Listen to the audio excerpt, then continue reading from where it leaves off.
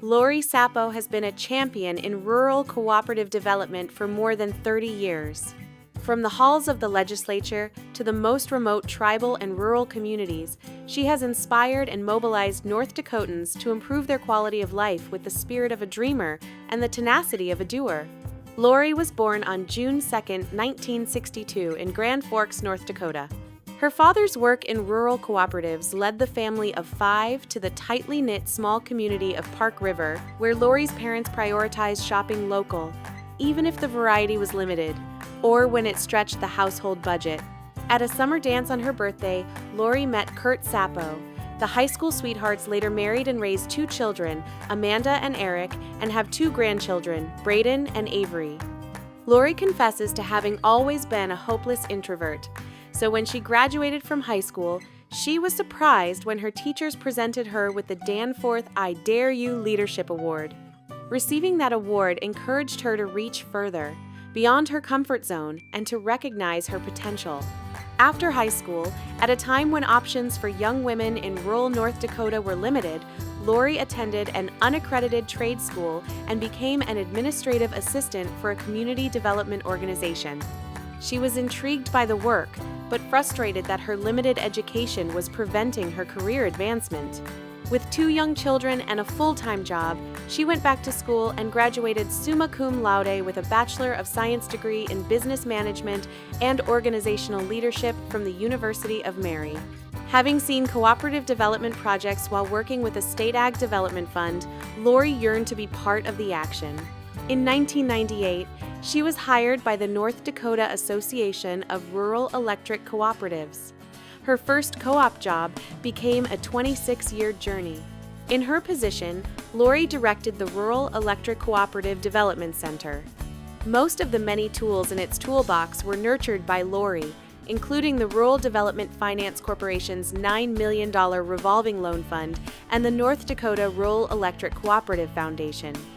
Lori may have helped to secure significant resources for this work, but some of her favorite projects were in little communities with big dreams. An avid gardener, Lori deeply appreciates the connection between food and people. By the time the COVID-19 pandemic laid bare the brokenness in the food supply chain, Lori was already hard at work on the issue. In a state with twice as many cows as people, the shortage of beef was due not to supply, but to a lack of processing capacity. Today, thanks to Lori, 7 small communities have expanded meat processing capacity, including Bowden, North Dakota, whose total population is around half the size of a typical Cooperative Hall of Fame audience. Hardworking families everywhere struggle to find affordable childcare, but in rural areas, costs can consume upwards of a third of the average household budget. Lori knew of working parents who sent their children hours away to live with grandparents, seeing their kids only every couple of weeks due to the absence of affordable care. Recognizing that cookie-cutter approaches don't work for all, especially in the many North Dakotan communities with fewer than 500 people, Lori drew from the power and flexibility of the cooperative model to find the solution. In 2015, she worked with local businesses and area families to form Energy Capital Child Care Cooperative. Industry and childcare are critical for a thriving community, but as Lori once noted, losing food is a dagger to the heart. Over 2/3 of North Dakota's counties have 6 or fewer people per square mile. And even before the pandemic, rural groceries were failing, and precipitously so. In 2023, after a decade of work by Lori, the success of the Rural Access Distribution Cooperative, the first known of its kind in the United States, led to a $1 million appropriation from the North Dakota legislature for a pilot grant program. Today, the RAD cooperative model is being replicated in both rural and inner-city settings, from Kansas to the Bronx.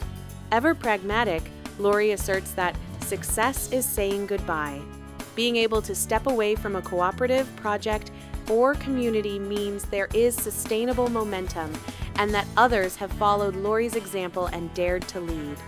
Arvid Knutson often said to his young daughter, "You know, Lori, you should try working for the co-ops."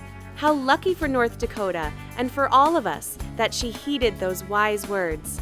For decades of innovative cooperative development in some of the most sparsely populated and resource-challenged areas of rural America, with the hard work and optimism that characterizes the people of North Dakota, we honor Lori Sapo tonight with induction into the Cooperative Hall of Fame.